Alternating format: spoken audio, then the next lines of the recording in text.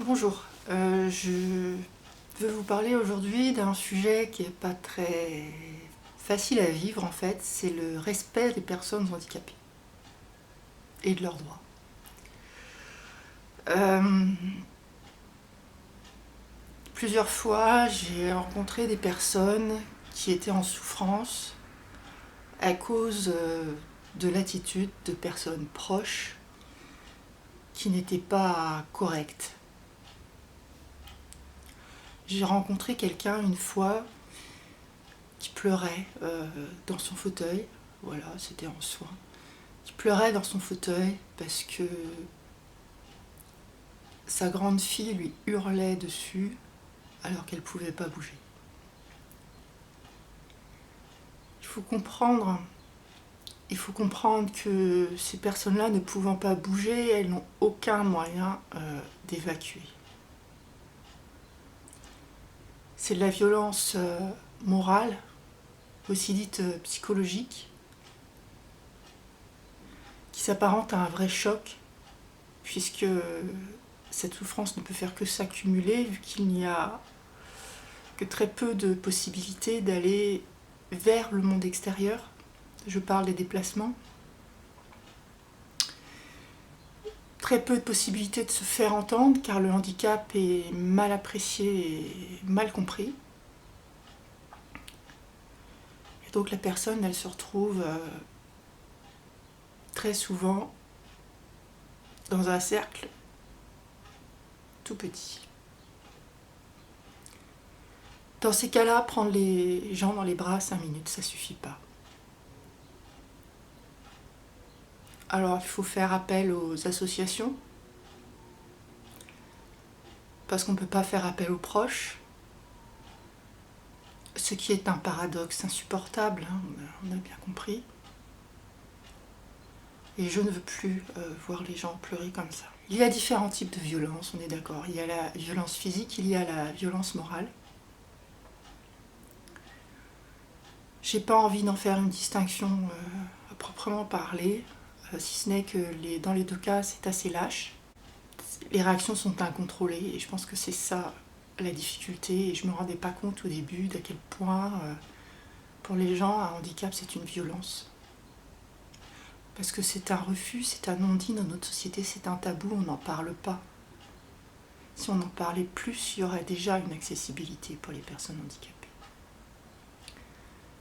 Voilà, donc face à cette incompréhension et à cette méchanceté,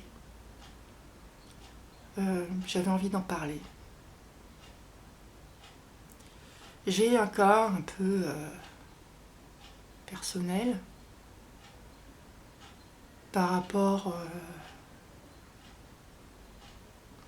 à mes parents. Ils ne veulent pas que je rentre en contact avec ma fille. Voilà, si j'appelle, c'est des insultes. Si je veux qu'elle aille chez le médecin, c'est des insultes. C'est incompréhensible. Si je texte le téléphone, ils répondent à sa place. C'est n'importe quoi. Je peux pas faire les papiers scolaires. Ils les font à ma place sans rien me dire. Ils me tiennent même pas au courant. J'ai toujours l'autorité parentale. J'ai pas de jugement qui m'enlève l'autorité parentale. La carte vitale de ma fille ne fonctionne pas. Ils veulent pas me la renvoyer. Ils veulent que je leur donne l'adresse. Voilà, c'est tout le temps comme ça. Ils veulent pas me laisser mes responsabilités. Ils m'effacent. Comme si j'existais pas. Ma parole ne vaut rien. Je suis obligée de bifurquer pour arriver à quelque chose. C'est pas possible.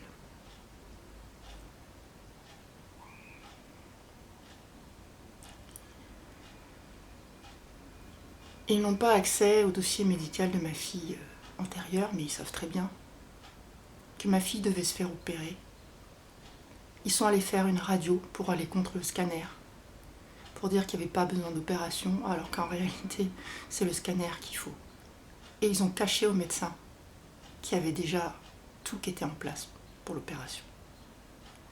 Elle n'a plus qu'à prendre rendez-vous et à y aller. Il la persuade qu'elle n'a pas besoin de se faire opérer avec ce papier de la radio. Ils n'ont pas voulu non plus l'envoyer chez le spécialiste de la maladie. Il a fallu que je passe par le généraliste de là-bas pour lui expliquer la maladie, lui faire comprendre que là, il y avait un doute véritable. Et c'est lui d'ailleurs qui m'a dit, il faudrait peut-être la faire diagnostiquer. Mais oui, il n'est pas bête, hein, il fait son travail. Voilà. Donc on tourne en rond, bêtement, alors que ça devrait être simple. Le droit et le respect de la personne là-dedans, il est un peu misérable. Il faut faire appel aux associations. C'est lamentable d'en arriver là. Mais quand les grands-parents ne veulent pas l'intérêt de leur petite fille ni de leur fille, qu'est-ce que vous voulez que je vous dise ?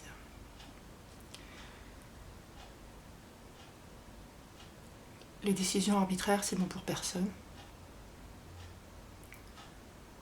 On est censé être en démocratie.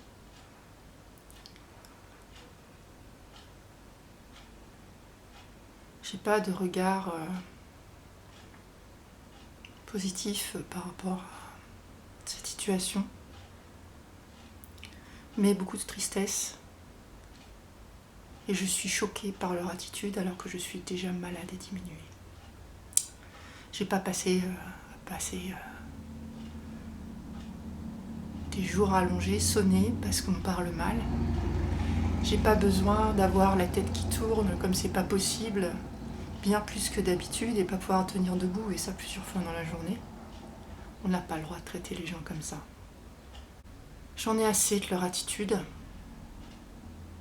Je leur en veux pour ma fille, c'est dégueulasse. Et la carte vitale, je dirais que si ma mère ne veut pas me la renvoyer, c'est parce que quand j'étais étudiante, ce qu'elle a peur, c'est que en fait la carte se mette à fonctionner et que j'ai des remboursements et que je la rembourse pas. Parce que quand j'étais étudiante, ce qui s'est passé, c'est qu'elle n'a pas du tout remboursé mes soins, c'est-à-dire que j'allais plus me soigner, donc en gros j'avais plus accès aux soins. Je voudrais surtout qu'il laisse ma fille tranquille. C'est un âge où on est plus grand, on a besoin de repères, on essaye un peu tout. Je suis vraiment en colère en fait, ça se voit pas, mais j'essaye de discuter, mais ça me met très en colère parce que c'est profondément injuste.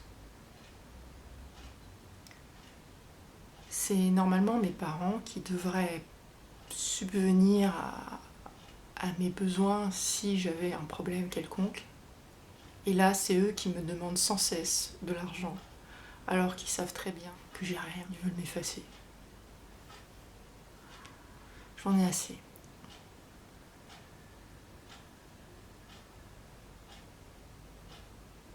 Alors si j'ai une peur qui me vient par rapport à toutes ces menaces, là, j'allais voir ton dossier administratif, machin, je t'enlève tes droits. Oui, parce que tout ça, ça suit quand même une ligne directive, hein, faut pas se voiler la face. C'est voilà, je me suis dit comme ça, faites ce qu'ils veulent. C'est m'enlever ma capacité de me gérer moi-même et m'enlever ma capacité d'être parent, tout simplement, de m'enlever mon rôle de parent. Donc ça ressemble à un placement sous tutelle ou curatelle. La chance que j'ai peut-être, c'est d'être à au moins 700 km de chez eux. C'est dégueulasse pour des personnes qui devraient s'inquiéter. J'ai jamais eu le droit à ma parole. Ils écoutent pas. Ils insistent, ils persuadent. Et on n'a pas le choix. Et après, ils vont dire qu'on était d'accord. Parce que j'étais très malade et cas de force majeure. ma fille a dû aller vivre chez mes parents. Elle voulait que je fasse le ménage avec une subluxation de la hanche. Alors que ça faisait déjà plus de 2 mois que j'étais allongée. Il n'y a eu personne pour l'accompagner par rapport à la maladie. Elle n'a pas su gérer ça. Moi je le vois comme ça, hein, d'accord. Elle n'a pas su gérer ça par rapport, elle, à son avenir, puisque c'est une maladie génétique, hein, faut pas se voiler la face, par rapport à son avenir. Parce qu'elle était en classe de seconde et qu'elle avait envie de construire son avenir comme tout le monde, quoi. La vie, on la veut belle. Donc c'est ça qu'elle voulait. Elle voulait une maman qui réussisse, une maman qui lui fasse des promesses. Viens, je vais t'emmener, je sais pas, faire du shopping, ou on va aller dans un autre pays, ou tiens, je vais te montrer ça, ou tiens, je vais te payer des super études. Quand on est malade et qu'on est diminué, on n'a pas besoin d'être enfoncé. C'est pour ça qu'à l'hôpital, en général, on essaye de laisser les patients tranquilles. J'ai pas voulu aller à l'hôpital. Parce que de toute façon, je peux pas m'y reposer, j'entends tout. Ceux qui ont des problèmes d'oreille, ORL, ils savent de quoi je parle. J'entendais tout. Elle n'a pas compris. Personne n'a pris le temps de lui expliquer la maladie. Alors ça, je croyais que quand on était malade, on comprenait, quoi. Le problème, c'est ça, en fait. Quand soit on est malade, on comprend. Mais les autres, quand ils vous voient marcher 5 minutes, et puis que après vous reprenez les béquilles, et puis que vous retournez vous allonger, ils se foutent de moi, quoi. Même si à un moment j'ai craqué parce que elle m'a chopé en béquille. Je lui ai dit des insanités. Mais j'ai été méchante parce que